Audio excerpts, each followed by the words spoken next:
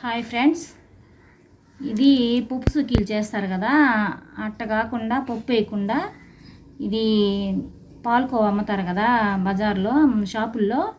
ఆ పాలకోవా 1/2 kg తీసుకొని పాలకోవని అట బెల్లం తురుముకొని బెల్లం ఒక గడ్డ దాంట్లో వేసుకునేసి జీడిపప్పు 1/4 కిలో, బాదం పప్పు 1/4 కిలో అవి నేతిలో ఫ్రై చేసేసుకొని అవి మిక్సీకి వేసుకునేసి యాలక్కాయలు ఒక 4 అది పొడి చేసుకొని దీంట్లో వేసుకొని నెయ్యి కొంచెం వేసేసి దీన్ని బాగా మిక్సింగ్ చేసేసి బాగా కలిపి చిన్న చిన్న ఉండలు చేసేసి పిండిని గోధుమ పిండి, మైదా పిండి, గోధుమ పిండి, మైదా పిండి బాగా కొంచెం బెల్లం కరగబెట్టి దాంట్లో వేసి కలిపేసి యాలక్కాయలు ఒక 4 వేసి కలిపేసి పక్కన పెట్టేసుకున్నాను. వంట సోడా కొంచెం వేసి ఇది ఎత్తి ముద్దలు దాంట్లో పెట్టి కొంచెం పిండి ముద్దని మైదా పిండి, గోధుమ పిండి వేసి బెల్లం నీళ్ళు వేసి కలుపుకొని కొంచెం రౌండ్గా చేసుకొని ఇది ఒక రోయిట చపాతీలాగా చేసుకొని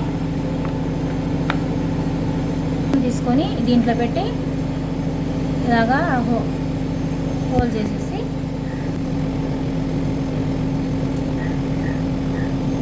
ఎక్స్ట్రా పిండి ఉంటే ఇట్లా తీసేసి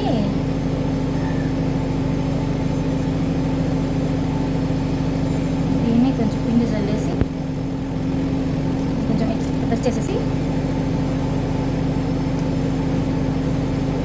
ఇలాగా ఆయిల్ వేసేసి ఇవన్నీ ఇప్పుడు ఇటు చేసుకోవాలా. పప్సుకి ఇలా కాకుండా ఈ కొంచెం ఆయిల్ వేస్తే కొంచెం పగలుతాయని కొంచెం ప్రెస్ చేసాము. చూడండి, ఇవి ఎత్తి ఒకటి ఆయిల్ వేసేయాలా.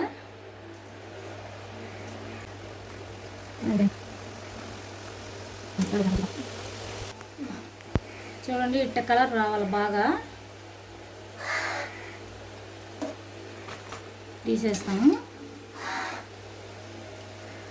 టేస్ట్ అయితే సూపర్గా ఉంటుంది, మీరు కూడా ట్రై చేయండి. ఇవైతే రెడీ అయిపోయినాయి. ఇవి వచ్చి పాలకోవా, జీడిపప్పు, బాదం పప్పు ఈ మిక్సీకి వేసి ఇవి లోపల స్టఫింగ్ లోపల పెట్టేసి ఇది వేసేసుకుంటే పూర్ణాలు టేస్టీగా ఉంటాయి. మీరు కూడా ట్రై చేయండి, తినండి, బాగుంటాయి. వేడివేడిగా తింటే బాగుంటాయి.